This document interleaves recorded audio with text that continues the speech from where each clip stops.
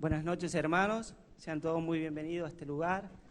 Es para mí un gozo y un placer poder estar aquí esta noche al frente.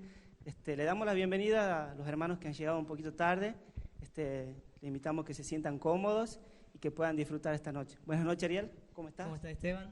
Dios te bendiga. Muchas bendiciones. La verdad que estamos contentos, ¿no?, de poder estar aquí en esta noche compartiendo una reunión más, pero no tan solo una reunión más, sino es una noche muy especial, porque vamos a conmemorar un acontecimiento muy importante en la historia.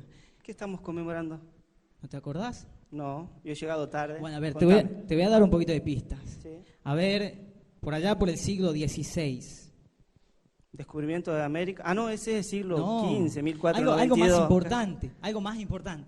Más A ver. importante que el descubrimiento de América. No sé. Otra pista. Tesis, Revolución de Mayo. No, muy no, eso lejos. más aquí en 1800, así. A ver. 95 tesis, a ver, otra pista que te puedo dar. Lutero. Ah, listo. Ya sé. Reforma protestante. Exactamente.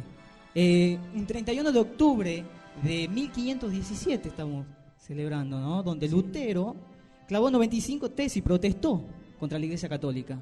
Así que... entonces eso es lo que vamos a conmemorar hoy. ¿Qué te parece si damos entonces el programa más o menos de lo que vamos a ver esta noche? Tenemos un lindo programa. Por ejemplo, primero tenemos qué es la Reforma y cuál es la importancia de recordar este suceso, ya que fue hace mucho tiempo. Muy bien. Después seguimos con lo que es un poco la biografía, algo rápido de Martín Lutero. Sí, tenemos un panorama histórico del oscurantismo. Bien. Después tenemos el panorama de las doctrinas en el siglo XVI. Así es, después tenemos un relato de la dieta de Worms en 1521 también. Y por último, los beneficios de la reforma. Pero también en el medio les contamos, vamos a tener una sorpresa. Una sorpresa muy linda, así que les invitamos a que no se vayan, se queden hasta el final porque va a haber algo muy lindo que hemos preparado con los chicos. ¿Sí? Sí. A ver, Arielito, no sé, ¿me puedes contar? Bueno, vamos a comenzar entonces con la primera parte del programa, con qué es la Reforma y su importancia de por qué recordarlo.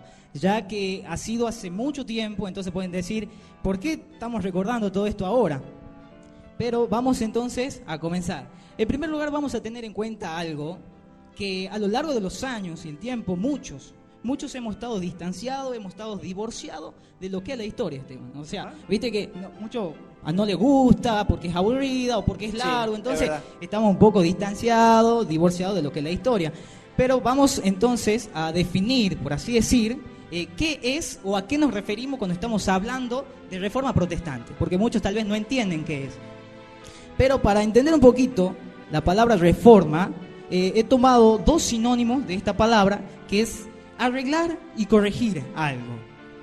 Entonces podemos definir esta palabra, reforma protestante, como el suceso o acontecimiento que ocasionó, que dio paso a separar la verdad de la mentira, ¿sí?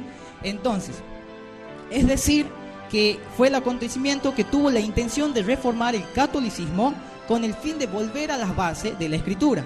Entonces, a eso nos referimos cuando hablamos de reforma protestante. Por allá, por el siglo XVI, como hablábamos recién, Lutero fue quien protestó contra la Iglesia Católica por las doctrinas falsas que se estaban enseñando o se practicaban en aquel entonces. Entonces, Lutero fue iluminado por la gracia del Señor y pudo protestar. Por eso es reforma protestante. Ahora sí, ahora entendés voy entendiendo un poquito. Bien. Sí. Vamos entonces ahora a pasar por qué es importante recordarlo a esto. Por qué importancia tuvo en la historia y hoy en día también. En primer lugar, vamos a ver que este acontecimiento nos llevó a volver a la verdad, a retornar a la verdad, o sea, a las Escrituras, a las bases bíblicas. Como decía recién, Lutero decía que por causa de los dogmas y diferentes prácticas del catolicismo, por ejemplo, la venta de indulgencias y las diferentes prácticas, la iglesia se había alejado de la esencia del verdadero cristianismo, de la iglesia primitiva. Todo esto nos lleva a volver al origen, volver a las Escrituras, ¿sí? En segundo lugar, también tenemos, te cuento Esteban, que dio paso a que resurgiera la iglesia cristiana evangélica, o protestantes, como se le llama en otros lugares, como por ejemplo Estados Unidos, la dice más que nada iglesia protestante. Estas iglesias están direccionadas por pastores evangélicos, quienes están basados y tienen como fundamento la palabra de Dios, que eso es lo importante. Bien, también tenemos otro punto importante que dio origen a este suceso a una serie de cambios en el pensamiento de muchos religiosos, como por ejemplo monjes, monjas, sacerdotes que creían que estaban bien, que realmente amaban a Dios y estaban haciendo las cosas mal. Entonces, tras este acontecimiento, les dio luz a su pensamiento y pudieron volverse de la mentira a la verdad. ¿Sí? Entonces, suma importancia todo esto. Muy importante este acontecimiento por todo esto. Estos son algunos puntos por los cuales es importante, pero hay muchas importancias más, pero por cuestiones de tiempo. Muy bien. Y tenemos un cuarto punto que también lo resalto, que es muy importante, que hoy en día lo podemos tomar como un gran ejemplo, este suceso como un gran ejemplo de valor, sobre todo, de valor como cristiano, de cómo confrontar la mentira con la verdad, ya que en ese tiempo, imagínate, enfrentar a las autoridades, ¿no? Volverse en contra, un valor, un gran ejemplo para nosotros hoy en día de cómo hacerlo, de no tener vergüenza, de no tener temor a nada, al juicio del hombre y todas esas cosas, ¿no? Entonces tiene una importancia muy grande, Esteban, muy grande. Por si no lo sabías, esto es una de las importancias.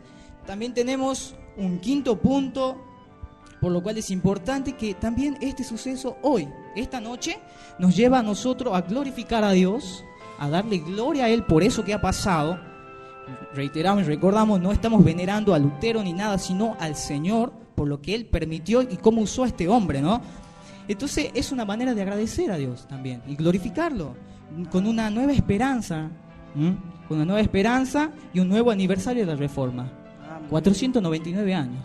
499, años. Casi 500, el año que viene. Entonces, no es para detenernos aquí en el tiempo, sino estar abiertos a la palabra de Dios.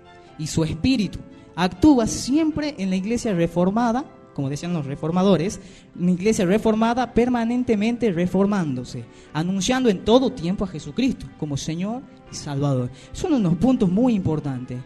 Estos son, digamos, por lo cuales tiene, y en esta noche recordamos, y por lo cuales tiene la importancia. Qué lindo, qué lindo. La verdad es que estoy aprendiendo muchísimo. No sé si mis hermanos también están aprendiendo. Y recién Ariel nombraba a Martín Lutero, ¿no? ¿Verdad?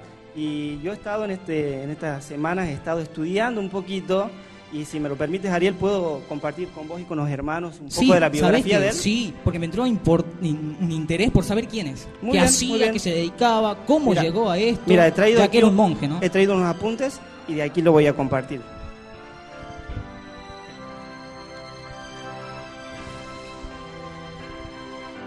Bueno, como vos sabrás, o la gran mayoría de nosotros sabemos, Lutero ha nacido en Alemania, pero pocos saben la fecha en que ha nacido y en la ciudad en que ha nacido. Te cuento que él ha nacido el 10 de noviembre de 1483 en la ciudad de Eisleben. Por supuesto, en Alemania, ¿no? Fue bautizado al día siguiente, el 11 de noviembre, y ese día es un día recordado por San Martín de Tours. También sus padres fueron Hans y Margaret Lutero, pero ellos no lo pronunciaban Lutero, sino lo pronunciaban Luther. Luther, mira vos, ¿sí? No sabía. Bueno, en 1484, o sea, al año siguiente, siendo Martín Lutero todavía muy chico, se trasladaron a la ciudad de Mansfeld. Te cuento por qué. Porque su papá dirigía muchísimas minas de cobre. Entonces se tenía que trasladar por cuestiones de trabajo. Además, su papá, el papá de Martín Lutero, ¿no? Era muy ambicioso. O sea, él se había criado en un ambiente campesino, pero él quería que su apellido fuese un apellido ilustre, fuese recordado. Entonces, él envía a Martín Lutero a distintas escuelas para que pueda ser el día de mañana. Sé que tuvo varios estudios. Sí, Martín Lutero no era una persona cualquiera, una persona muy preparada. Estudios. Sí, bueno, te sigo contando. Ha estudiado, por ejemplo, en las escuelas de Mansfeld, Magdeburgo y Eisenach. También, en 1501, Martín Lutero ya tenía 17 años, ingresa a la Universidad de Erfurt, donde tocaba el laúd. El laúd es una especie, he estado mirando un poquito, una especie de guitarra o sacha guitarra santigueña, no sé si vos conoces. No, la verdad es que no tengo idea. Es algo así. Bueno, también ahí, estudiando en la Universidad de Erfurt, recibió el grado de bachiller en el año 1502. Y en el año 1505 tuvo una maestría. Y fue el segundo mejor promedio. O sea, era inteligente. Era bastante también, inteligente, sí. bastante preparado Martín Lutero. Después, como te decía hace un rato, su papá quería que su apellido fuese reconocido, ¿no? Entonces, siguiendo un poco eso, Martín Lutero, en el año 1505, se inscribe en la Facultad de Derecho en la Universidad de Erfurt. Como por hacerle caso al padre, por Claro, ¿no? claro, muy bien. Y bueno, ese año que en 1505, él estaba volviendo a la casa de sus padres, pero ocurre un accidente, una tormenta eléctrica. Y entonces él venía con un amigo, dice un compañero, y dice que la tormenta eléctrica fue tan fuerte que un rayo cayó y mató a su amigo. Entonces él en ese momento, asustado, Imagínate eso. Obviamente cualquiera se asusta, ¿no? Gritó: ayúdame, Santa Ana, me haré monje. Y luego de ese suceso dice que él ha salido con vida. O sea, ha sobrevivido, digamos, o sea, ha podido llegar a destino y bueno, la tormenta eléctrica no lo ha afectado. Y bueno, y tal como lo había prometido, abandonó la carrera de Derecho, o sea, llevaba ni un año, y ha abandonado. Y ha entrado ha entrado al monasterio, ya te digo bien, al monasterio agustiniano, el 17 de junio de 1505. O sea, ha estado ni 6 meses. Se salva de esa tormenta y así es como ingresa al monasterio Martín Lutero. Wow. Y bueno, estando en el monasterio, Martín Lutero llevaba una vida muy sacrificial, una vida se empeñaba mucho, quería agradar a Dios, quería satisfacer a Dios, se autoflagelaba, ¿no? Dice que salía a orar afuera del monasterio en pleno invierno, se ponía a limpiar y limpiaba, dice, pero todo dejaba un lujo, todo con tal de agradar a Dios. Pero con las obras, ¿no? Exactamente. Queriendo hacer obras para agradar a Dios. Bien, pero también te cuento que él sufría mucho. ¿Por qué? Porque como te decía recién, no satisfacía su corazón. Él sabía que todavía no estaba bien delante de Dios, que por más méritos que él hacía, tratar de agradar a Dios, se autoflagelaba, no aún sentía así el perdón de Dios realmente en su vida. Exactamente. Entonces, el superior de Martín Lutero, Johann van Staupitz, concluye que el joven Martín necesitaba más trabajo para distraerse de su excesiva... Claro, estaba full, buscando cómo agradar a Dios, cómo hacer obras para agradar y satisfacer y sentirse perdonado realmente. Exactamente. ¿No? Entonces ahí el superior de Martín Lutero le ordena a él que comience una carrera académica. A ver qué carrera es ahora. Y fue así que en 1507 fue ordenado sacerdote. Obviamente él ya tenía 22 años. Y en 1508 empezó a estudiar teología en la Universidad de Wittenberg. Teología en Wittenberg. Y bueno, te cuento los logros académicos que él ha tenido. El 19 de octubre de 1512 recibió el grado de doctor y teología y el título de doctor de la Biblia. Él ya tenía 27 años. Doctorazo de la Biblia. Sí. Y en 1515 fue nombrado vicario de su orden, quedando bajo su cargo 11 monasterios. Mirá hasta dónde llegó, ¿no? Sí. Pero Martín Lutero no se queda solamente ahí. Él sigue estudiando y empieza a estudiar griego y hebreo. Ah, buenísimo, idioma. Sí. ¿Sabes para qué? Para poder entender bien el significado de las palabras que tenía las escrituras, o sea, la Biblia. Entonces él empieza a estudiar el griego y el hebreo. Y estudia la escritura en una manera más profunda y por sobre todo la iglesia primitiva. Y entonces él cuando estaba estudiando términos como expiación y justificación han empezado a tener un nuevo rumbo, un nuevo sentido en su mente todo el tiempo esas palabras. Exactamente. Y entonces Lutero se empezó a convencer y estaba convencido de que la Iglesia Católica había perdido la visión de varias verdades centrales que las Escrituras enseñaban. Y una de ellas es la doctrina de la justificación solo por la fe. Wow. Entonces, él se empieza a dar cuenta de todas estas cosas, ¿no? Y en Wittenberg, él empieza a enseñar esto, que la salvación es solamente un regalo de Dios, es por gracia, un regalo que nosotros no merecíamos. La Iglesia Católica en ese tiempo solamente se salvaban por comprar indulgencias. Exactamente. la iglesia, tenemos que recordar que en ese tiempo la iglesia católica vendía lo que se llamaban las indulgencias. Y ellos enseñaban que para uno poder ser salvo tenía que comprar esas indulgencias. Y esas indulgencias las podía comprar uno mismo, por ejemplo yo la compraba para mí, o la podía comprar para algún familiar que ya había muerto. Ah, mira vos. Era así, digamos, y comprando esa indulgencia Comprando yo podía... fácil y sencillo, con plata. Sí, ahí nomás. Recibían tarjetas, cheques, todo, no tenían problema. Todo ellos. recibía. No tenían, te hacían en 12, 15 cuotas, no había problema. Sin interés. Sin interés. Sin interés. Oh, buenísimo. Bueno, A ver, seguí contando un poquito te más. sigo contando, exactamente.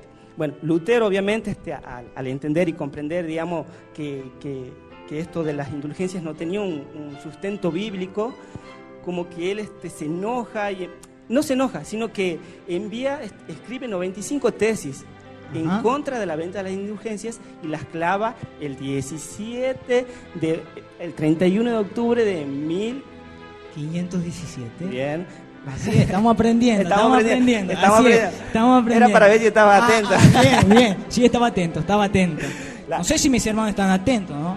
Vamos a tener que hacerle preguntas también. Después vamos a hacer un par de preguntas para ver si han estado ahí. atentos. Bien Bueno, ahí. entonces las clava en el palacio, en la puerta de la iglesia del Palacio de Wittenberg. Y ese valor, ¿no? Sí. Es como que ahora vayas, te enojes por algo que haga la iglesia católica y vayas y la clave allá en la catedral. Bien, pero Lutero aún no se queda con eso. A ver, ¿qué No más se queda hizo? con eso. Luego que él clava las 95 tesis, él es considerado como un hereje por el Papa y genera muchas controversias con sus escritos. ¿Por qué? Porque él había escrito 3 folletos o 3 libros, 3 publicaciones que tenía, que eran muy polémicas y iban en contra de la Iglesia Católica. Te cuento cuáles eran. A ver, decime. En primer lugar tenemos el discurso a la nobleza cristiana de la nación alemana, donde él hacía un llamamiento a los alemanes a la reforma de la Iglesia, y también en ese escrito se refirió por primera vez al Papa como el anticristo. O sea, no era cualquier anticristo. cosa. No era cualquier cosa lo que escribía. Después, en segundo lugar, él escribe la cautividad babilónica de la Iglesia, donde escribió acerca de los sacramentos. Y él sostenía que había solamente 2 sacramentos. 2 sacramentos. El bautismo y la cena. Y negaba la doctrina de la transubstanciación y el sacrificio o penitencia de misa. Y en tercer lugar, ha escrito la libertad cristiana, donde exigía una completa unión con Cristo mediante la palabra a través de la fe. Y bueno, Muy profundo el estudio que sí, hizo, ¿no? Obviamente, luego de que él ha escrito esto, la Iglesia Católica era algo obvio y lo ha excomulgado el 3 de enero de 1521, exactamente. Obviamente, antes de que lo excomulgan, te cuento que él tiene una dieta donde él se reúne con cardenales, obispos y príncipes para ver si se retractaba o no de lo que él había escrito. Como una especie de juicio. Exactamente. Bueno, antes de que se decidiera sobre su destino, o sea, ahí en la dieta, Lutero abandona Worms, abandona ese lugar, por lo que fue declarado prófugo y hereje. Pero pasó un año, o sea, él se escapa de ese lugar, se va y pasa un año en el castillo de Wartburg en Eisenach, trabajando en la traducción de la Biblia al alemán. Mira, ese trabajo que tuvo. Bueno, eso no estaba permitido.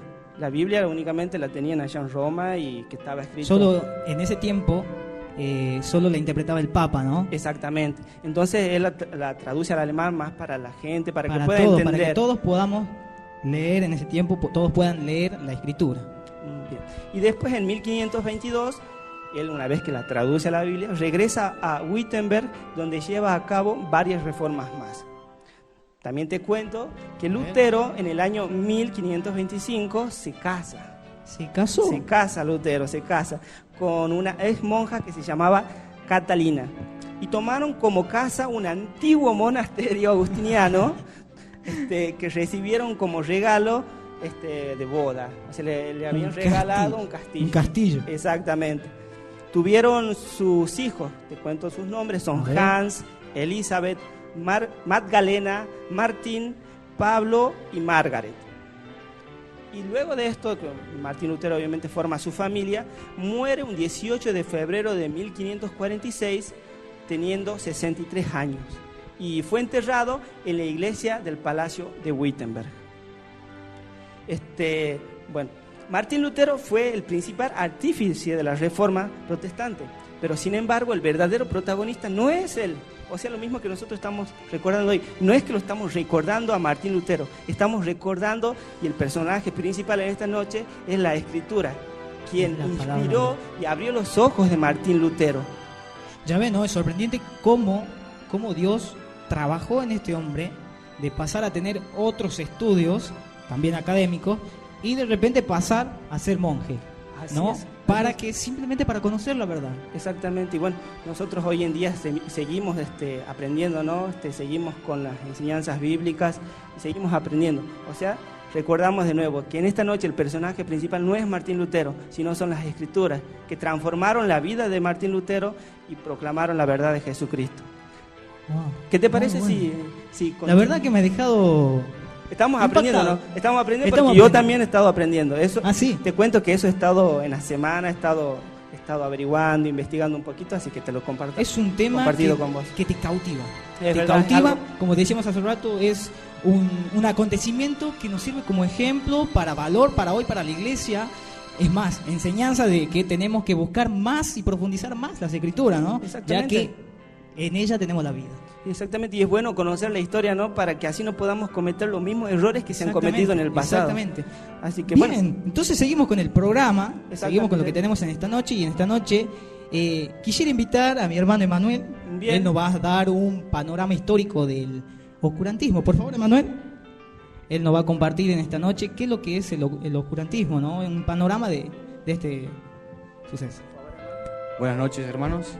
Bendiciones.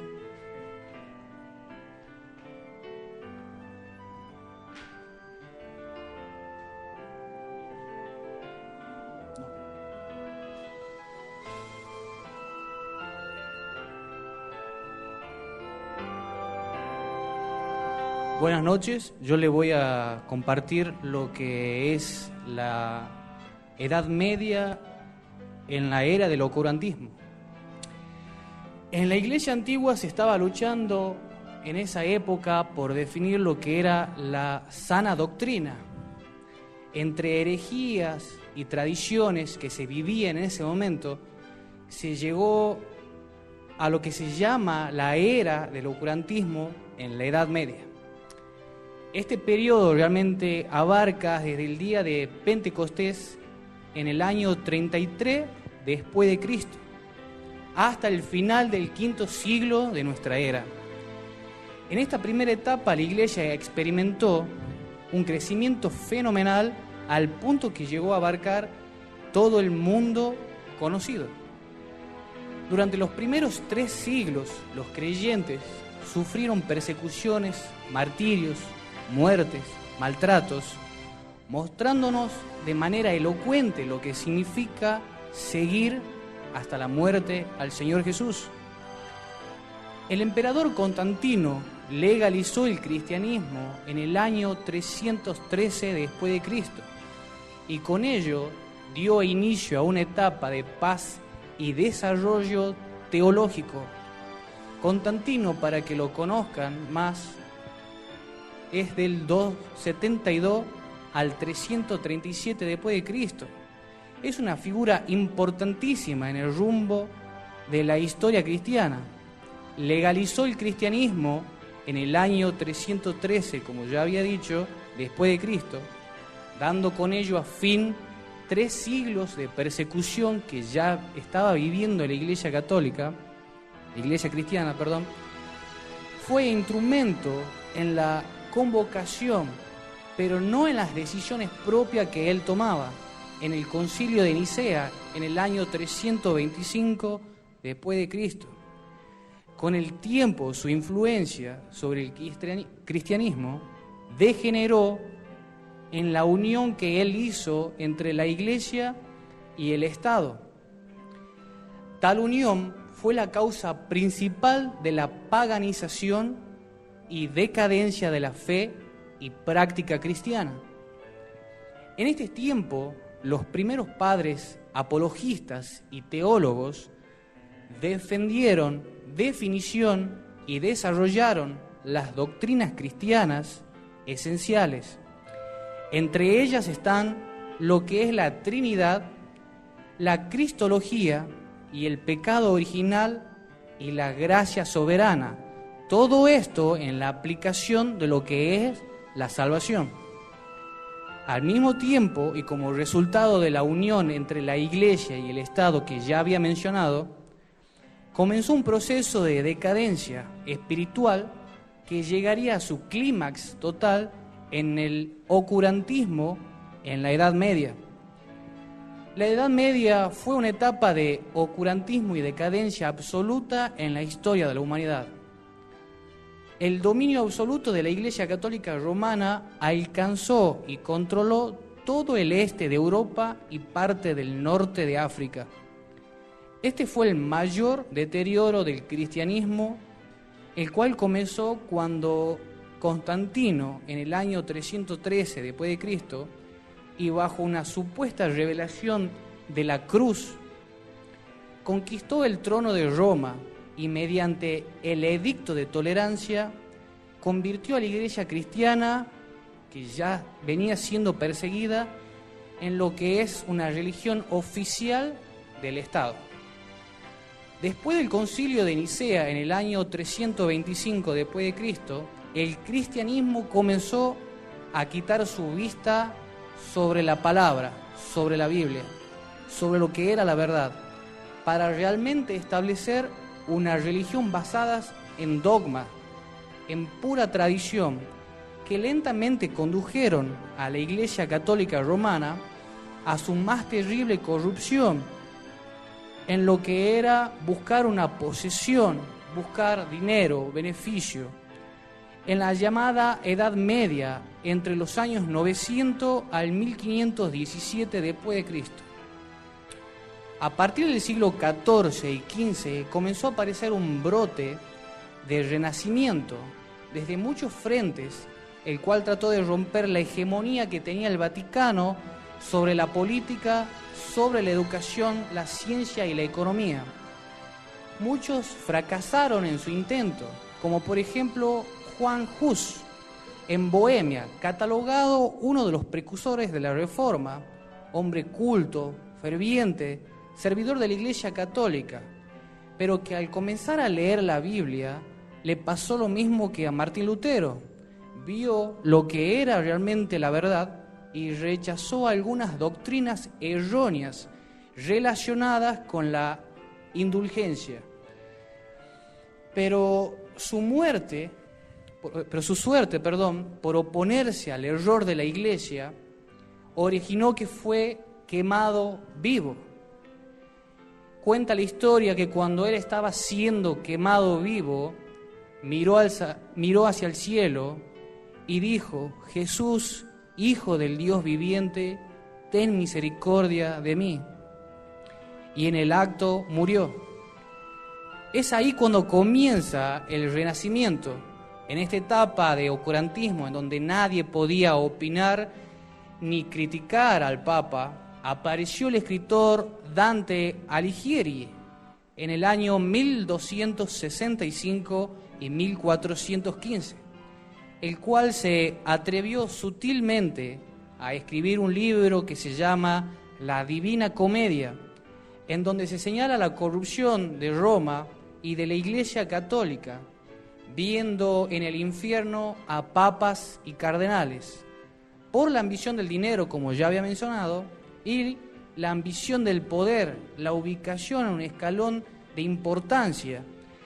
Tenemos a un Tomás de Kempis en 1380 y 1471, canónigo agustino que escribe un maravilloso libro llamado Imitación de Cristo, en donde indirectamente señalaba todo lo contrario de lo que la Iglesia romana enseñaba y también vivía. Muchos fueron los precursores de la Reforma y contribuyeron al Renacimiento. Sin embargo, no fue hasta el año 1517 cuando por fin un fraile católico, bien preparado y párroco de la Catedral de Wittenberg, levanta su voz contra los abusos del Papa León X, el cual, queriendo edificar la Basílica de San Pedro, envía por toda Europa al monje dominico llamado Johann Tetzel para vender bulas. Muchos no sabrán lo que es las bulas. Son documentos pontificios expedidos por el Papa, donde se trata temas relacionados con la fe, concesiones de gracia o privilegio, más llamado las indulgencias, papeles las cuales le otorgaba el perdón de los pecados pasados, presente y futuros, y también liberar a sus parientes del purgatorio o el infierno. Eso ocurría cuando el dinero de la persona cayera en la bolsa de Tetzel. Es entonces cuando Lutero se declara en rebeldía a la venta de tales bulas o indulgencias y publica las 95 tesis contra la venta de indulgencias, clavándolas en las puertas de la iglesia de Wittenberg. Martín Lutero partía de la necesidad de una religión más interior, basada en la comunión del alma humilde y receptiva con Dios.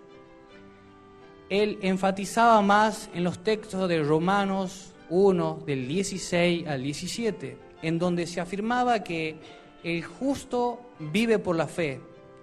Este tema ocupó su más fuerte énfasis hacia la venta de indulgencias, pero él consideraba que somos salvos por la fe y no por medio de materiales o de obras mercantiles.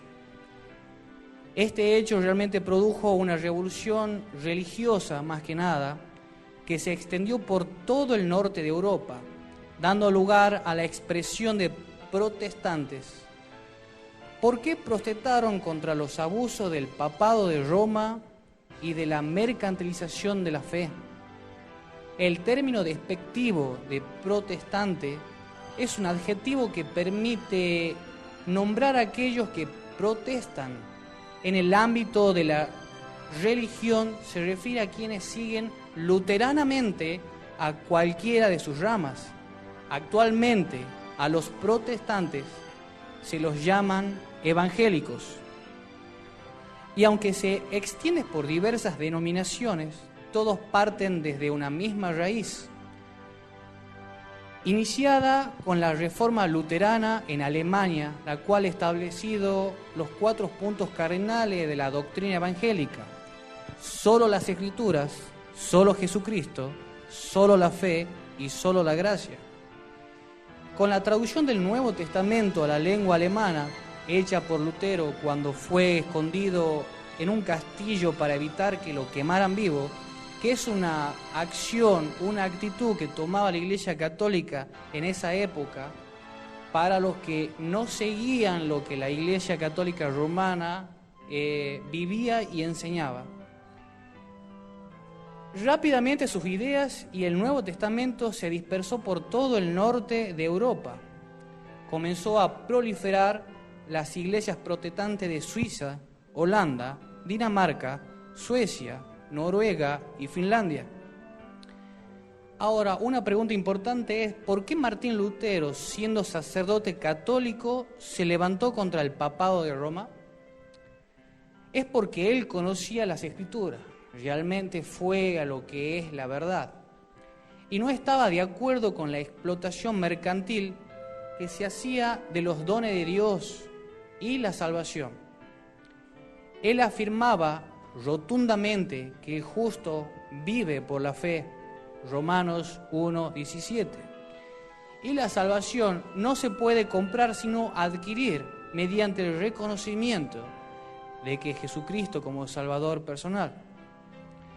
Mientras que los países católicos seguían viviendo el oscurantismo, los países protestantes comenzaron a salir de la ignorancia, dando más importancia a la lectura y el estudio de las Sagradas Escrituras.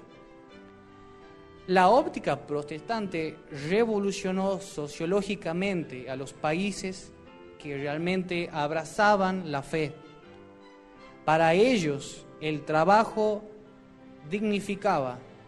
El sexo era la expresión de Dios para formar una familia. El conocimiento nos liberaba de las ataduras de la superstición y la libertad de conciencia se convirtió en un garante de la convivencia. Mientras tanto, en los países católicos se consideraba el trabajo como una maldición, el sexo como un pecado, el conocimiento como un peligro y el sometimiento a una jerarquía como una bendición. Es el sometimiento a una jerarquía era lo que ellos más apuntaban y vivían en esa época. Fue por eso que mientras los países protestantes prosperaban, los países católicos se quedaban rezagados, atrasados. La gran mayoría de la población en los países católicos vivía en ignorancia y analfabetismo. Para tener en cuenta, hoy en día notarán que la tradición y la herejía y el tener el deseo de tener ese escalón más arriba, el deseo del dinero y de la mala interpretación de la palabra todavía está existente. Eso es más que nada la información de la era del oscurantismo hasta el día de hoy que yo le quería compartir a ustedes. Muchas gracias.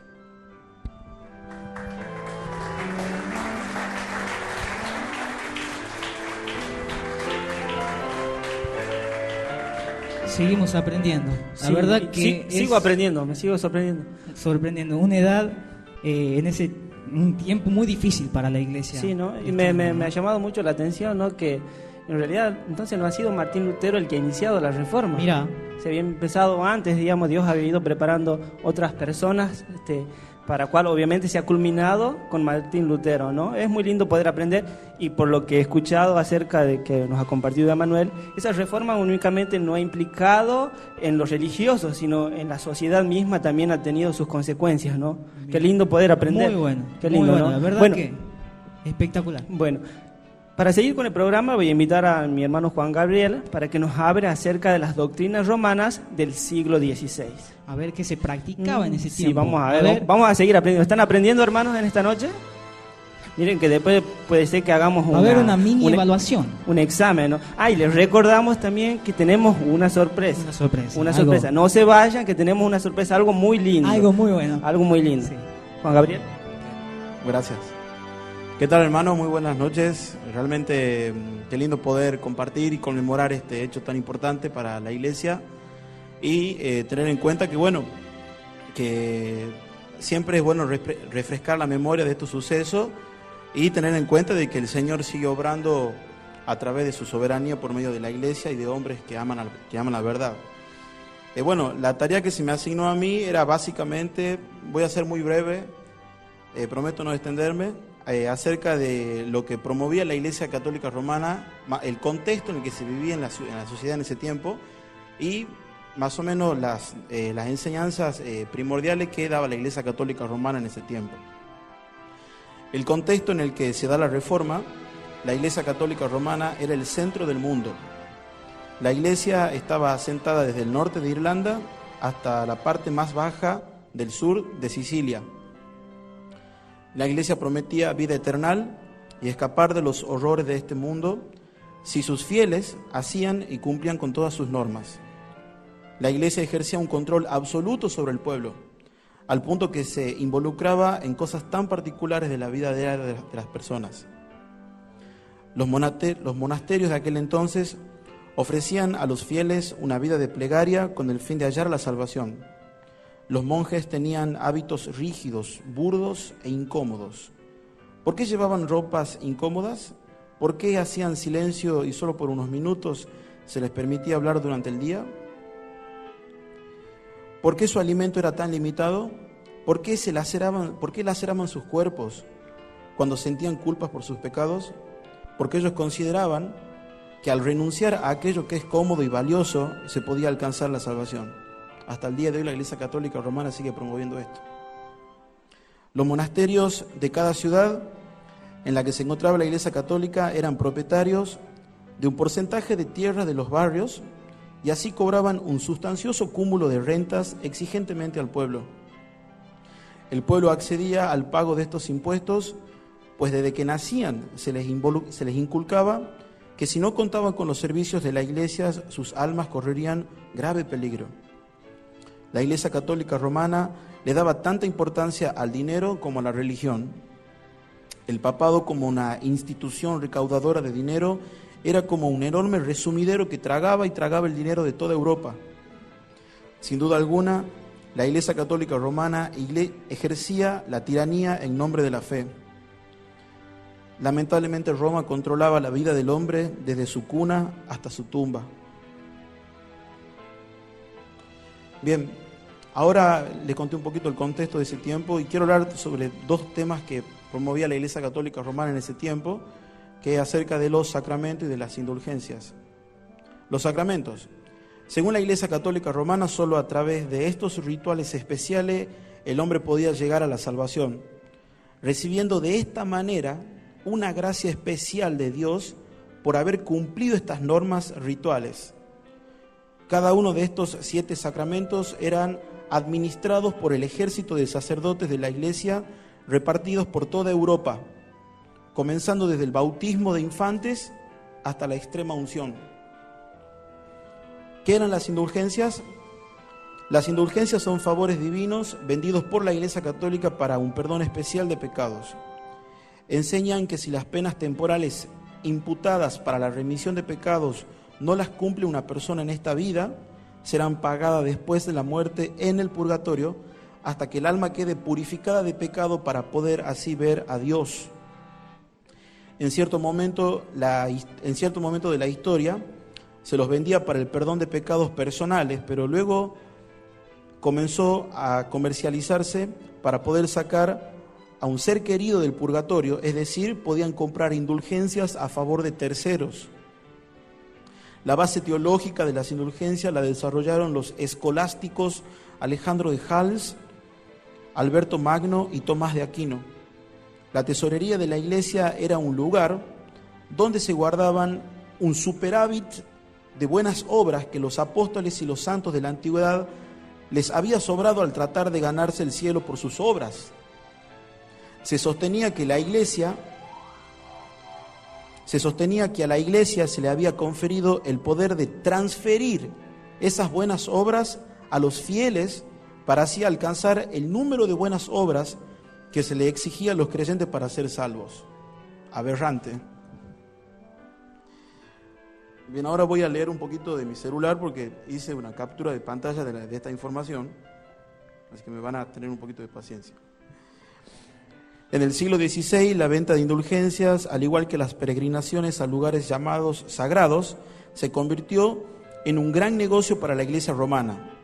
El Papa Bonifacio VIII declaró en el año 1300 como un año de jubileo y ofreció numerosas indulgencias a todo aquel que hiciera un viaje de peregrinación a la Catedral de San Pedro en Roma. Un dato les doy: la última venta de indulgencia que hizo la Iglesia Católica Romana fue cuando el Papa Francisco, Bergoglio, estuvo en Brasil hace 2 años atrás. Lamentable. Se estima que 2 millones de personas lo hicieron. 2 millones de personas lo hicieron a esa peregrinación, depositando tantos tesoros ante la supuesta tumba de Pedro que se estuvieron se estima que 2 millones de personas lo hicieron, depositando tantos tesoros ante la supuesta tumba de Pedro que se estuvieron recogiendo durante 48 horas todos estos tesoros. Imagínense, 48 horas recogiendo todos los tesoros que la gente llevaba a la basílica que se iba a construir. El dinero fue a parar a manos de la familia del Papa, los Gaetani, quienes con el dinero compraron numerosos castillos y haciendas en Latium.